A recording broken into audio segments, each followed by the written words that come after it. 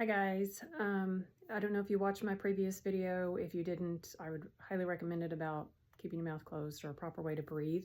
I wanted to talk to you today about especially emphasizing the need for this in children. So again, just like we encourage our kids to chew with their mouth closed or to stand up straight, or for me, I'm like, don't do this all the time on electronics. One thing that's super important is teaching our children to close their mouths. For some reason, as time goes on, generations go by, we tend to breathe with our mouths open, and a lot of that, I think, when I see patient after patient after patient in my hygiene chair, most of them have tongue ties, and so there's this huge connection with when that frenulum's tight, which I talked about this in the last video, the tongue comes down. When the tongue's down, the jaw tends to open, so throughout the day, we tend to have open mouths. Whenever we're adults, the growth is done, all this, and if you notice, this is very narrow for me, and I have to use my neck muscles a lot, straining and different things. So that's bad. And I'm going to post a picture of me when I was a little kid. It's like, this is bad. When you see this picture, it's like, this is classic case of everything's bad here. So here we are. I've got issues.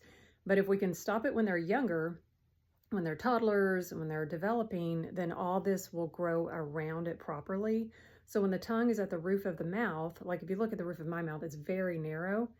And you can tell by even my retainer that goes up in there, it's very narrow, where most people's are broader. And my children have the same thing. But when the tongue is at the roof of the mouth, then instead of having narrow, the tongue naturally causes the palate to grow wider.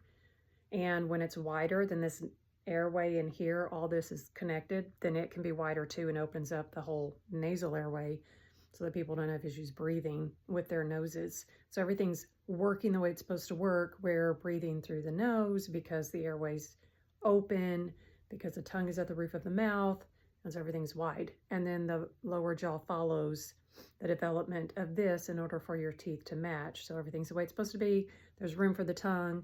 There's no sleep apnea in the future and all these other breathing issues. So it starts when they're little. When you see your children walking around, make sure their mouths are closed. Now, if, we talked about this in the last video, if it seems like they're having a hard time breathing, you can like put a popsicle in their mouth and just kind of play with them, try to make it a game.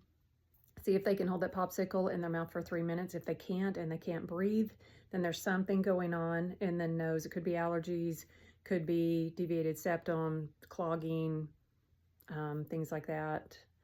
So that would be something to check into, because you do want them to be breathing through their noses. So look for throughout the day while they're doing anything, and the goal is while they're sleeping too. Lips closed, teeth slightly apart, tongue at the roof of the mouth.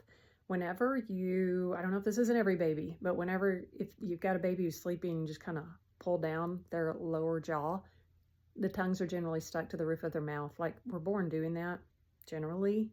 I can't say that across the board. I've just learned this. I have not experienced it, but the tongue where it's supposed to be, but just something happens over time and it comes down, and it's causing long, narrow, like me, faces, and everything's droopy, and everything's small. There's no room for the tongue. So then breathing issues, sleep apnea, all that. So it's a long way of saying, keep an eye on your kids, all ages. Encourage them, close your mouth, close your mouth.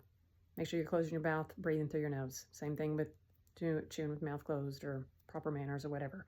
That's posture. That's good posture. That helps everything develop the way it's supposed to be developed, and breathing the way it's supposed to breathe, protecting the tonsils, all these sorts of things. So let me know if you have any questions. Bye.